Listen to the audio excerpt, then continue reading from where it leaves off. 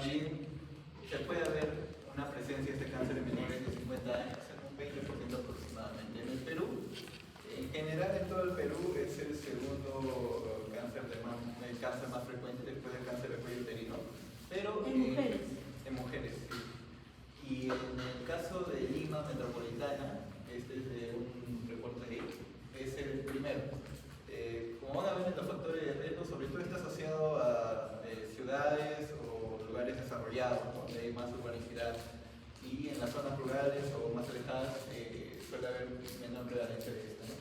Entonces, en general, como les mencioné, va a ser la segunda neoplasia más frecuente, ¿no? La incidencia en el Perú es de 28 por cada 100.000 habitantes y la mortalidad anual es de 8.5 casos por cada 100.000 habitantes, según el IAR en el año 2015. Y en general, en todas las mujeres puede afectar un 12% a lo largo de toda su vida, ¿no? Siguiente. En cuanto a la etiología, en cuanto a conceptos generales, es de un origen multifactorial. Hay varios factores de riesgo, como también factores de protección que ahorita voy a mencionar, y específicamente no es que esté asociada, como se dice, a un punto en general, ¿no? Son varios factores que intervienen, de lo dietético, genético y ambiental, ¿no? Y en 2/3 partes de casos no se va a poder reconocer exactamente cuál es el factor que intervino, ¿no? En la parte genética o la parte molecular, se ve que está asociado a dos genes que ya se han mencionado y a estas alteraciones, ¿no? Que pueden causar un mayor nivel de malignidad y también de mal pronóstico, ¿no? Y también de herencia, ¿no? Y también en la parte ambiental puede darse por exposición a carcinógenos químicos o factores ambientales y fisiológicos, ¿no? Siguiente. Entonces, acá hay dos cuadros, uno es de los factores de riesgo y otro los factores protectores. Hay que tener en cuenta que la mama va a tener normalmente receptores de estrógenos, entonces va a estar muy ligada a la exposición a estrógenos, ¿no? En cuanto a la edad, normalmente se ve que se presenta desde los 30 a 74 años, ese es el rango, pero el promedio son los 60 años, ¿no?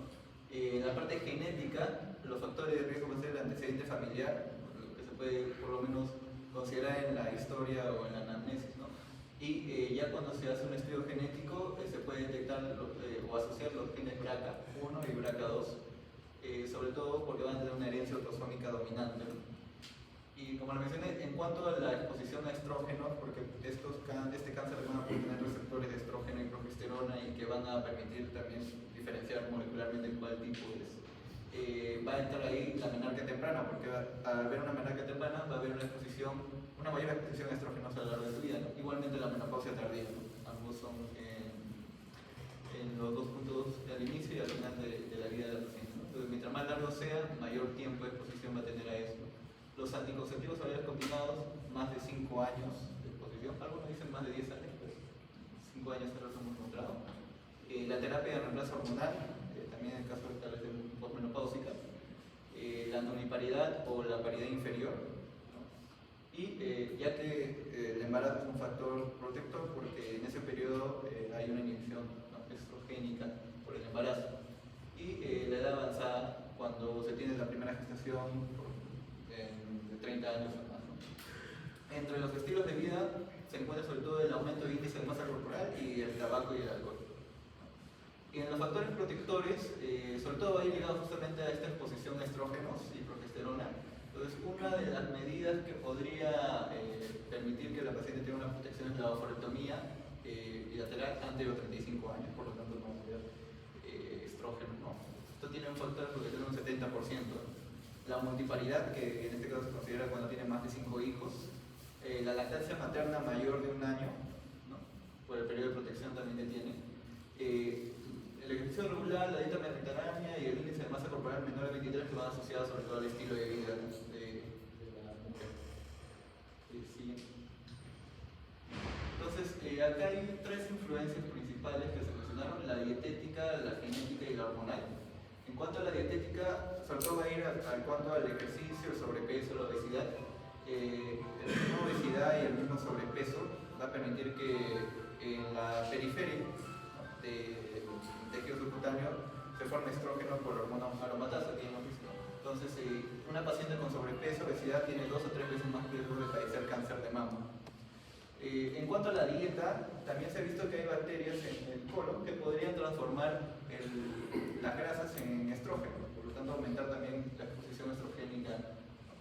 Y el consumo de alcohol se asocia sobre todo de una manera secundaria a eso, ¿no?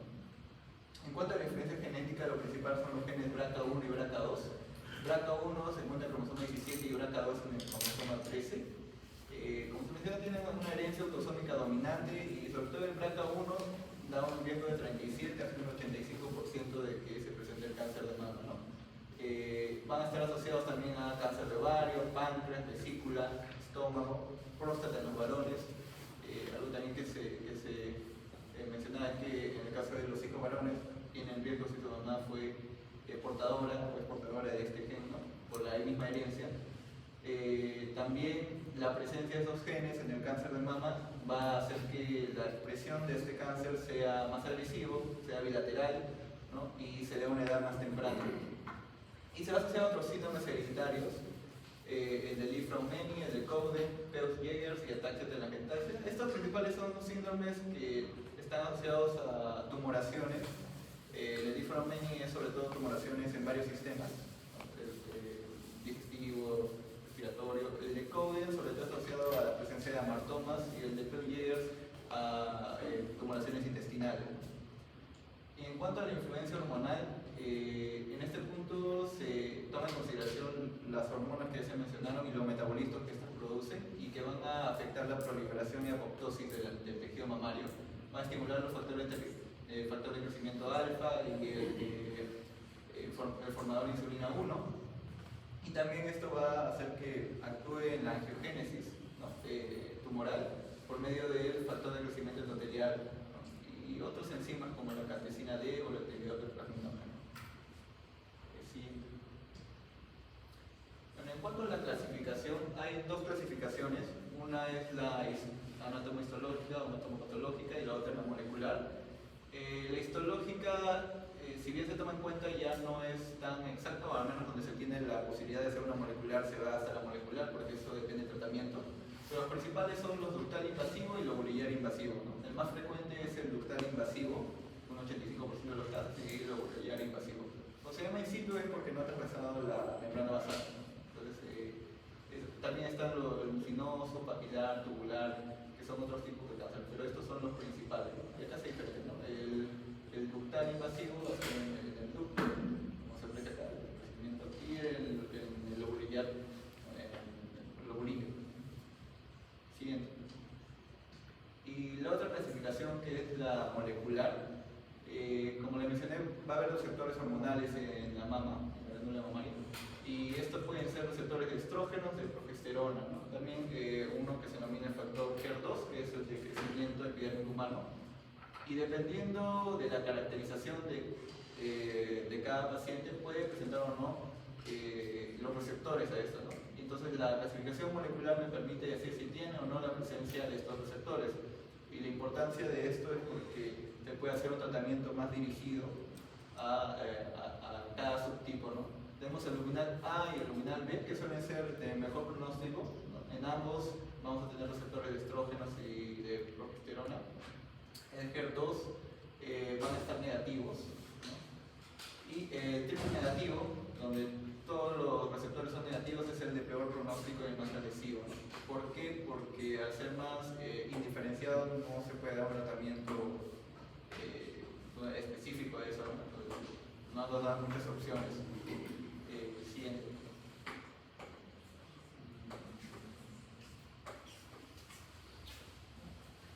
Ahora vamos a hablar acerca de la propagación en sí, la historia de enfermedad en el caso del cáncer de mama, y vemos que este tipo de cáncer tiene una discriminación local que va a llegar a invadir células vecinas mediante dos vías, tanto la vía linfática como la hematógena. Otro dato a mencionar es la parte de localización del cáncer de mama. Tenemos que dividir la mama en 4 cuadrantes, tanto los externos como los internos, superiores e inferiores. Y hay una mayor frecuencia a nivel del cuadrante superior externo, llegando de 50 a 75%. Y otro dato a mencionar aquí es la parte del multicéntrico, que abarca una menor cantidad de un 3%. Tenemos que diferenciar sus términos cuando hablamos de multicéntrico con multifocal. Un tumor multicéntrico va a ser un tumor que cuadrantes de la misma mama y del mismo tipo histológico. En cambio, el multifocal van a ser dos tumores o más que se localizan en el mismo cuadrante, mismo tipo histológico y por lo ende la misma mama. Entonces uno va a ser diferentes cuadrantes y otro va a abarcar solamente uno. En el origen del cáncer de mama abarca el epitelio glandular y eso va atravesando tanto la membrana basal y pasada al estroma. Y esas células tumorales van a invadir tanto los conos galactóforos, pueden pasar los linfáticos, vasos sanguíneos del mismo estroma. Y si en esta etapa no llega a ser diagnosticado, puede afectar aún más tanto la piel como la pared torácica, e invadir conductos linfáticos y llegar a la metástasis a nivel de los ganglios. Entonces, cuando hablamos de ese tipo de vía linfática como una vía de diseminación, vamos a hablar de que para los tumores que se encuentran en el cuadrante superexterno, los ganglios axilares van a ser su vía de drenaje y sobre todo también se le denomina al ganglio centinela, que va a ser el primer ganglio que va a ser tomado, y va a llegar a los ganglios supraclaviculares a partir de la cadena axilar, a diferencia de tumores que se van a encontrar en el cuadrante interno, que van a llegar a los ganglios linfáticos de la cadena mamaria interna. Ahora, si hablamos de la vía hematógena, vamos a decir que al infiltrar los sanguíneos de la vena mamaria, estos grupos celulares o células tumorales van a desplazarse por el torrente y van a llegar a agarrar su distancia y logrando las metástasis, que más adelante vamos a hablar de esto, tanto la hepática u otras que vamos a ir viendo. ¿Sí? En la parte de sintomatología. En la parte ganglionar, ¿cuál es la cadena ganglionar que primero es tomada? Para llegar a la parte de los supraclaviculares va a tomar la cadena axilar. O sea, tenemos aquí los supraclaviculares, habla de los linfáticos axilares. Pero ahí todavía estamos en subclaviculares, porque está yendo eso por la axilar.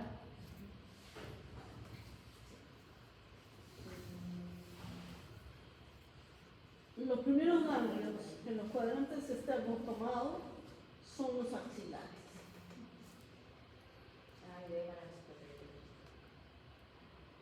Cuando hablamos de supraclaviculares hay un poco de difusión todavía y algunos ya lo ponen incluso que es una metástasis lejana. Pero cuando hablamos de axilares, entonces hay tres grupos ganglionares en la axila, la que está al borde del dorsal ancho, borde externo del dorsal ancho, el grupo 1, la que está cuando se une el pectoral mayor y pectoral menor, el grupo 2, después ahí también están los ganglios del Rotter, y el grupo 3 es en la zona donde la vena axilar entra al tórax y deja de llamarse axilar para llamarse supraclavicular. Entonces, eso pasa en el anterior. A eso se refiere ese 1, 2, 3. Esos son los ganglios axilares. El supraclavicular es otro. No está.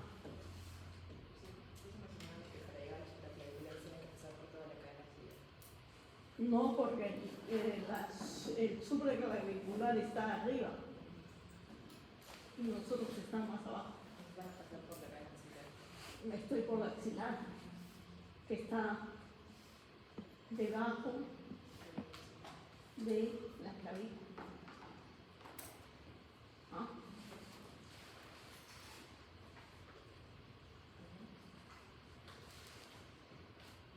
Sí. Y en la parte de sintomatología, los signos y síntomas que nos van a poder orientar ese tipo de neoplasia, vamos a ver que 2 de las pacientes van a llegar con una masa mamaria actual indolora y posiblemente todos estos cambios que podemos encontrar van a ser en estadios más avanzados. Tenemos que pueden ser de diferentes líquidos, tanto seroso, lechoso como sangre. Y en el caso de sangre, que hablamos de la heterorragia, puede indicar una sospecha de tumor intracanalicular. También va a haber cambios en la piel de la mama o del pezón. Tenemos lo que es conocido como la piel de naranja, acompañado de edema o eritema cutáneo, y va a haber una retracción de la piel y retracción del complejo areolar-pezón. El engrosamiento y una asimetría o dublaridad, que ya se ven en riesgos mucho más avanzados, al igual que un dolor mamario focalizado, y la masa axilar o la venopatía que podemos encontrar. Ahora también hablamos acerca de la parte de diferencias que podemos encontrar o que van a ser compatibles junto con la mastitis, ya que van a comprobar tanto el aumento del tamaño de la mama, el eritema y el calor. Y en el caso de la metástasis, abarca un 10% de la sintomatología en total de las pacientes, pero eso va a ser dependiendo del tipo de metástasis que haga. Tenemos disnea, dolor óseo, fracturas patológicas, dolor abdominal, neurológico y hepatomegalia enterica. ¿En qué caso habría disnea? Es que pueden metastasear a pulmón, a hígado, y por lo tanto Si me invade pleura, también podrían generar hasta un derrame. Hasta podría haber psicología de derrame. ¿y el derrame qué hace? Porque disminuye la amplexación del pulmón, ¿no? El dolor óseo, Puede también llevar a huesos y genera una... ¿qué huesos son los más afectados? ¿Alguien va a hablar de metástasis ósea? Específicamente no, pero Entonces, mencionamos que los huesos largos como radio, o sea, que están más cerca de lo que es diseminación, o sea, a nivel de huesos largos en brazo y fémur, y algunos que mencionaban cadera. ¿está así? ¿Lo han leído? No, o sea, poquitos, pero que no. Tal cual solamente mencionaban hígado, los más frecuentes, pero no óseo específicamente. En óseos más frecuente es columna y también hay ¿en qué otro sitio? Costillas, columna, es lo más cercano. ¿Por qué no voy a ir a cerrar si el radio está acá y mi nombre está acá? Eso tiene que ver ella. ¿A esas fracturas a qué se refiere?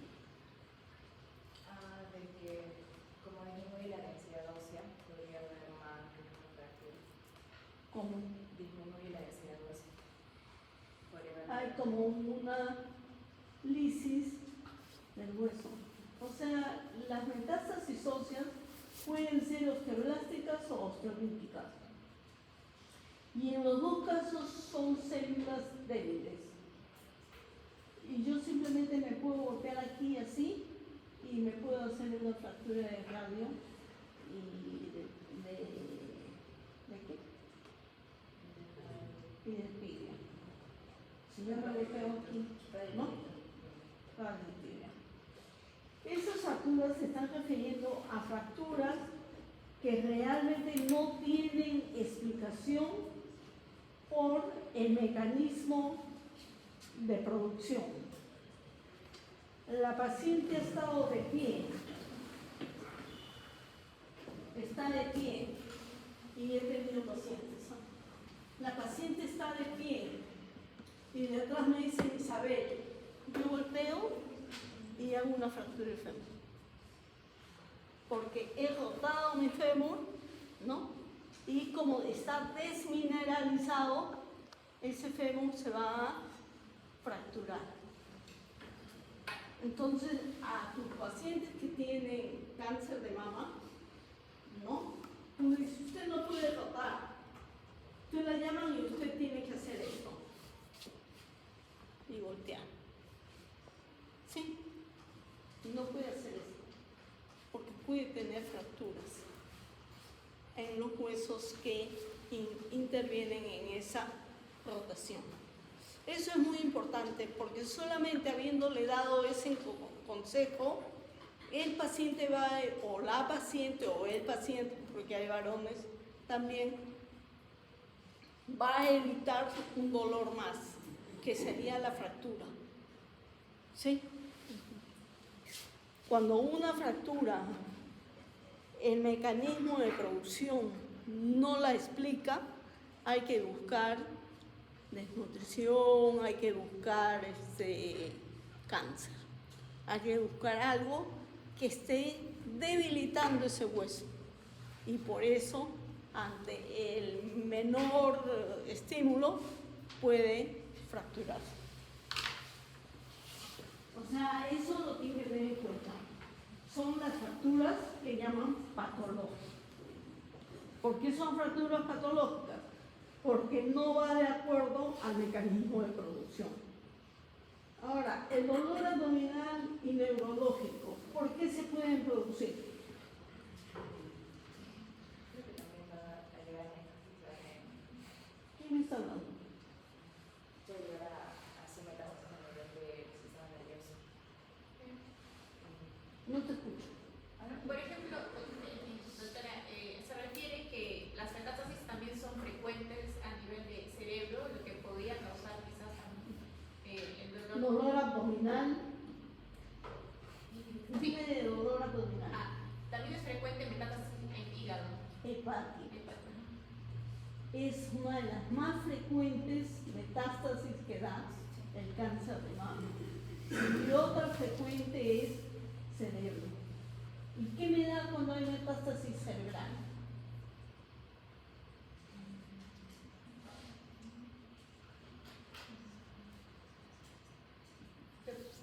¿Podría causar cefalea quizás como para Puede sospechar? producir hipertensión endocrinal y un síntoma de la hipertensión endocrinal es la cefalea. Puede darme otras, si me da en fosa posterior, Trastornos de la visión o de en fosa coordinación. posterior, bueno, si me agarra la parte posterior, la zona del occipital, pero si me agarra el cerebelo, fosa posterior.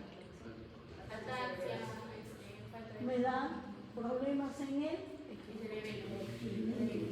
en el cerebelo, pues si me está agarrando el cerebelo. La hepatomegalia, ¿qué me produce? Ahí lo sé que. ¿Qué me produce? La hepatomegalia, ¿qué me produce? Una metástasis hepática me da hepatomegalia. La hepatomegalia, clínicamente, ¿qué veo en el paciente? ¿Qué veo en el paciente? ¿En qué?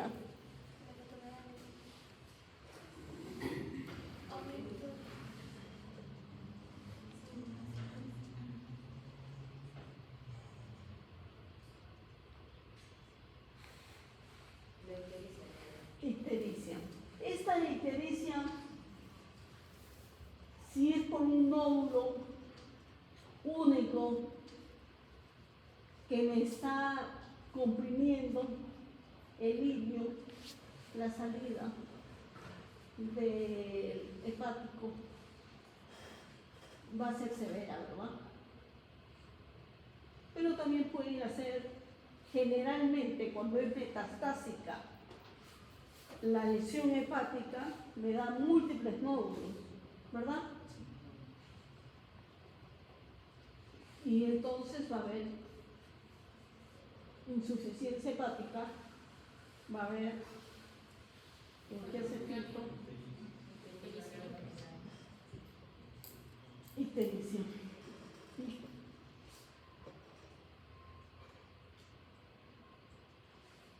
Entonces tenemos las principales metástasis que da el cáncer de mama.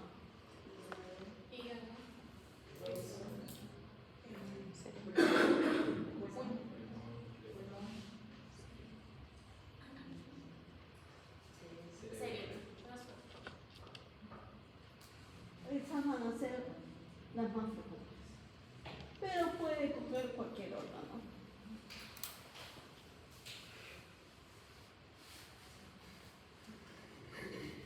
En la parte de diagnóstico, siempre la primera va a ser la recolección mediante la historia clínica y acá vemos nosotros análisis. Y lo que vemos en la parte clínica, regular la paciente de una hipercable que ha ido tocándose, vemos un engrosamiento simétrico con movilidad, una situación de presión, dolor, cambios en la piel o una masa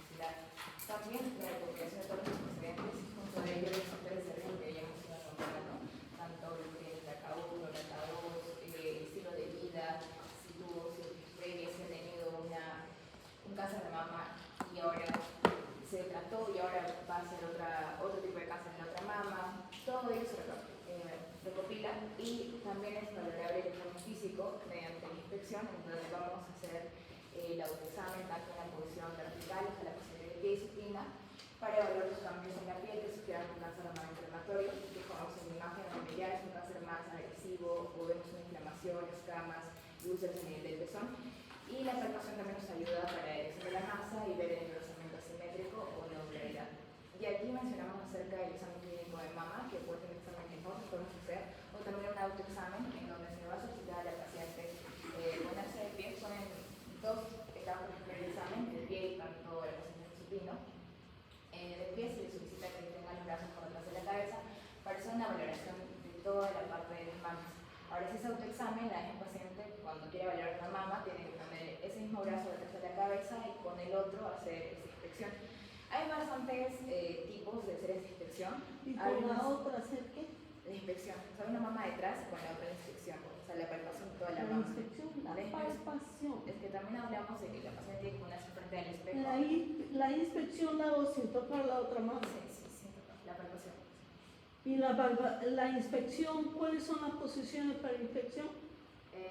Lo que está bien es que solicite a la paciente ponerse delante de un espejo, los dos brazos por detrás de la cabeza y ver si hay algún cambio de coloración, si hay alguna lesión, algo. No. El cambio de coloración yo lo puedo ver sin que la paciente me ponga su También brazo alguna simetría. atrás de la cabeza o no. También la simetría. Primero vamos a ver la inspección estática, la inspección dinámica, vamos a llamarlas así. Entonces yo veo las mamas. ¿Las mamas deben de ser igualitas? No necesariamente. No hay, mi mitad de cara derecha y la izquierda no son igualitas. Tienen algunas diferencias, iguales en la mama, pero no es una diferencia marcada. Y cuando ves una diferencia, ¿cuál es la pregunta que tienes que hacer? ¿Desde cuándo usted ha notado que sus mamas no son iguales? Ya, esa es mirando. ¿Qué más puedo mirar en la inspección? El color de la piel de la mama. ¿Qué color debe ser? El color de la piel que está al costado, ¿no es cierto? Y que el pezón sea más oscurito, la areola sea un poquito menos oscurita, pero también es más oscurito. ¿Se evalúa la retracción del pezón? No, todavía no estoy evaluando eso. Estamos evaluando el color, eso. Ya, ahora ya, terminaste de ver esa parte. Ahora vas a ver qué. La palpación.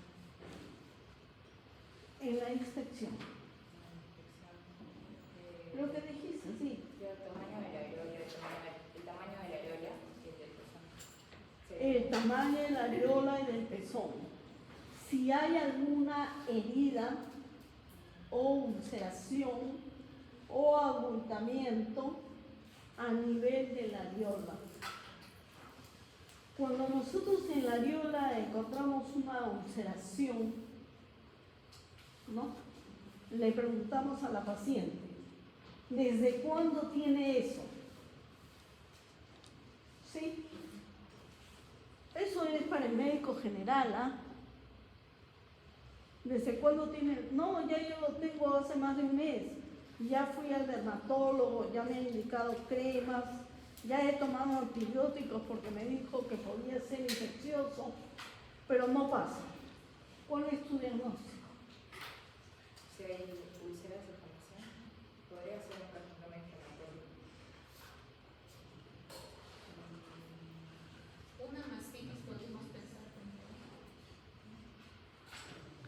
Una ulceración a nivel de la areola que ya ha recibido tratamiento antibiótico, cremas, y lo tengo ya más de un mes, debo de descartar que la enfermedad de Payet de la mama, ¿no? ¿Se han leído eso? Enfermedad de Paget de la mama es parte del cáncer de mama. Bueno, si no lo leyeron ya lo saben, yo. Enfermedad de Paget de la mama. Y le pido que eso hay que biopsiar. Entonces, si es muy grande, saco una parte, y si es pequeño, lo saco todo. Lo pongo en formol y barbacoa. Eso es en mi inspección. Mira cuánto puedo ver en inspección. Ya.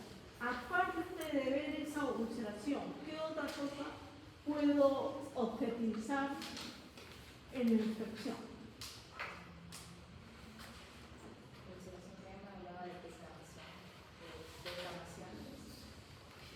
¿Cómo?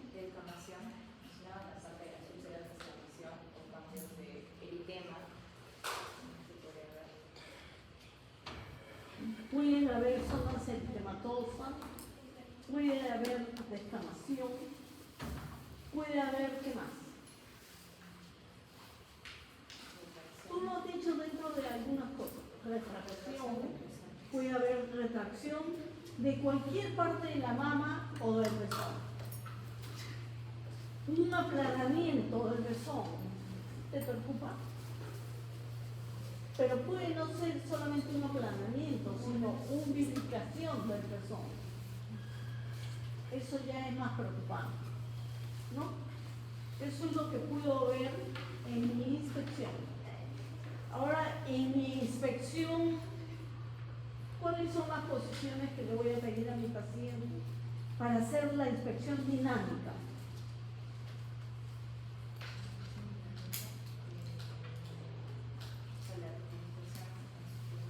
Le puedo pedir que ponga sus manos en la cintura, lleve sus hombros hacia atrás. ¿Y qué puede pasar? Puede retraerse una zona de la piel o puede notarse un abultamiento. ¿Sí? Puedo decirle a mi paciente que suba su brazo y en la parte baja, en los cuadrantes inferiores, puede haber una retracción. Todo eso es importante de enseñar al paciente, porque eso no cuesta nada. Todos tienen un espejo en su casa. Entonces, el detectar estas cosas es fácil, pero hay que enseñarlas. Pero cuando hablas de enseñar, primero las aprendo yo. Seguimos.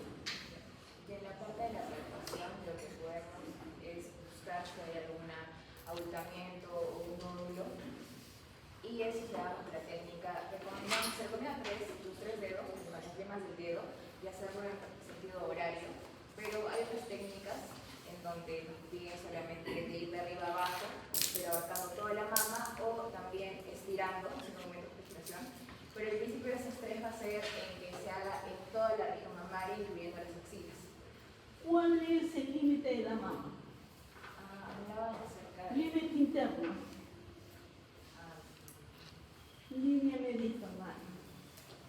Límite externo. Borde inferior del dorsal ancho. Límite inferior. Casi es la zona de inserción de la aponeurosis del recto anterior del abdomen. ¿Sí? Límite superior. Zona subclavicular. Entonces, toda esa zona yo la voy a palpar. Ahora, que yo la palpe de arriba abajo.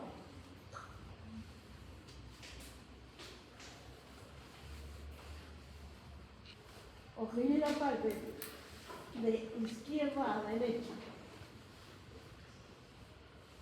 O que yo la palpe en forma radiada, centrífuga o centrípeta. No importa, con tal que yo peine toda la mano. ¿Sí? Puedo hacerlo con mi dedo como si tocase piano, siempre con el pulpejo. ¿Sí? A ver, pálpate la mama, por favor.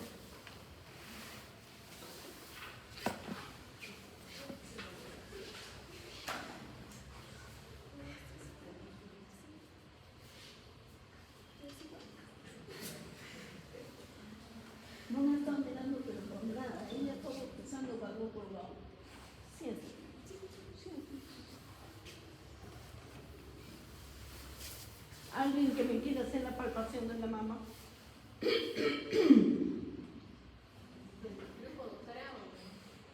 Cualquiera, si ustedes quieren hacer. Cuando puede ser un autoexamen o un examen hecho por el médico. Estamos haciendo un autoexamen porque no me lo está haciendo otro, me lo estoy haciendo yo. De que tiene que ser con los... Estoy hablando del autoexamen de mama. El autoexamen de mama es hecho por mí. El examen clínico de la mama es hecho por el médico. Bueno, por ejemplo, cuando se hace un autoexamen, se prefiere empezar desde lo que es el pezón y, bueno, una forma de guiarse es de forma circular con los tres primeros dedos, con los multejos en sí, todo lo que es de forma circular, desde adentro hacia afuera para no perder ninguna zona en la Y palpación. voy yendo centrípetamente. Sí. Ya. Y se logra, no solamente se palpa a nivel de la mama, sino que se llega hasta lo que es la región axilar. Como hemos dicho que son los límites de la mama. Claro, exacto. Que es hasta los niveles, o sea, hasta todo lo que abarca la mama, que es en la subescapular, hasta lo que es la línea media esternal, hasta lo que es casi el inicio de la inserción del recto y también el borde anterior del dorsal ancho. Sería toda esta zona la que se tendría que palpar, bueno, en un autoexamen, en este caso lo que estamos hablando. En forma circular. No te escucho. Como quieras, o sea, si quieren empiezan de afuera. Yo les estoy diciendo, o sea, si ustedes desean lo pueden hacer de arriba abajo.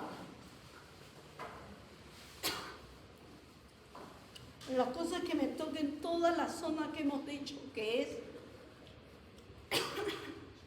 lo que corresponde a la mama. Si quieren me lo hacen de izquierda a derecha.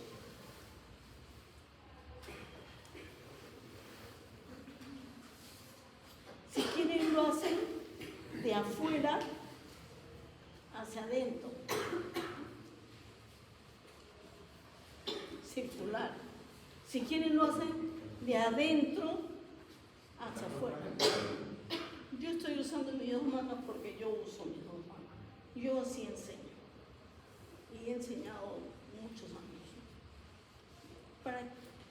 También puedo, si quiero, lo hago esto. Pero si quiero hago esto porque también me resulta. Son muchas las formas de hacer el autoexamen de mama. Si nosotros hiciéramos el autoexamen de mama y aprendiéramos a hacer el autoexamen de mama, muchas personas no tendrían cáncer avanzado de la mama. Pero como nosotros no hacemos eso, incluso personas que son del Instituto Nacional de Enfermedades Neoplásicas y que le han ayudado a escribir su libro al doctor Andrés Solidoro Santiesteban, que ha escrito una recopilación de libros de cáncer, no, una enfermera, ha muerto de cáncer avanzado de la mama. O sea, ella lo ha escrito, ella lo ha cuadrado, lo que el doctor escribía en sus notas, ella lo ha pasado. En ese tiempo a máquina eléctrica, será pues no. Una vez voy al INEM y la veo a ella ahí, ¿no? Entonces yo me voy a acercar conversando con alguien y le digo, hola Angelita, ¿cómo estás? Y me dice, doctora, no le hable porque no le va a escuchar. Y Angelita dijo, a la doctora Sakuma sí le reconozco la voz.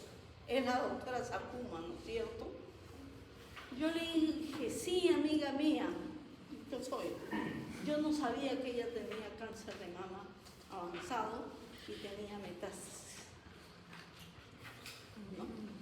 Entonces, esos son los descuidos que nosotros tenemos.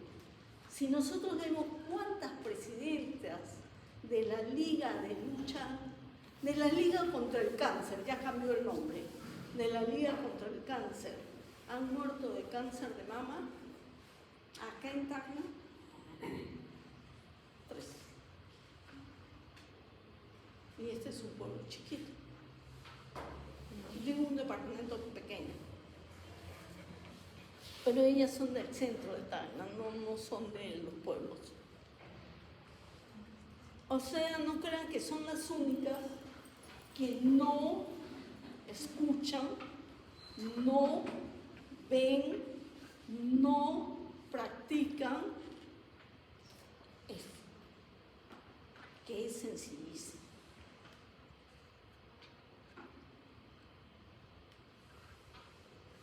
La enfermera que estaba en el 4º piso, tópico 4, murió de cáncer gástrico. No se dio cuenta de la llenura precoz, no se dio cuenta de su anemia, no se dio cuenta de... Es que, ¿yo cómo voy a tener? Eso tendrán los otros. Eso es para los otros, eso no es para mí.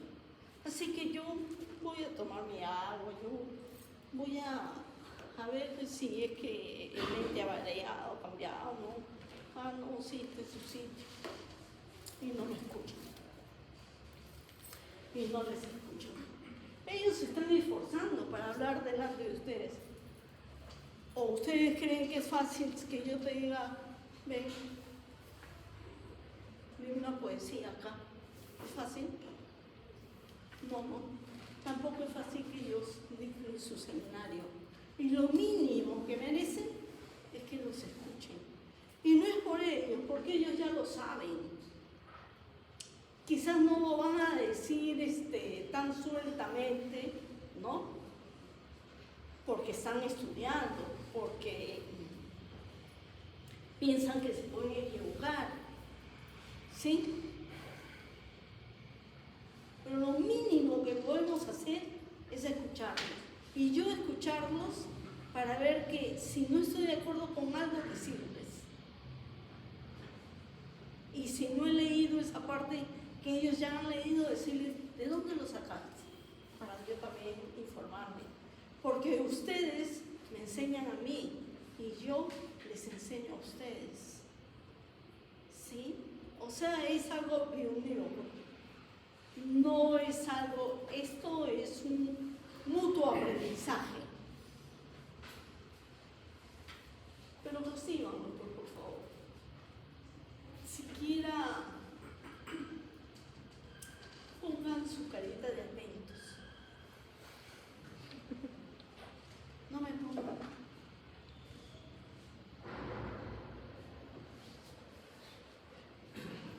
¿Y quieres terminar esto? No. Siquiera salgan, de repente después van a ser artistas de televisión, como el doctor, ¿cómo se llama el doctor que sale acá del Perú? ¿Cómo se llama? Hay un médico que vive en Washington, hace como unos 30 años o más, y habla de todas las enfermedades. Él es oncólogo y es saludista. Elmer Huertas. Elmer Huertas es una promoción antes que la mía.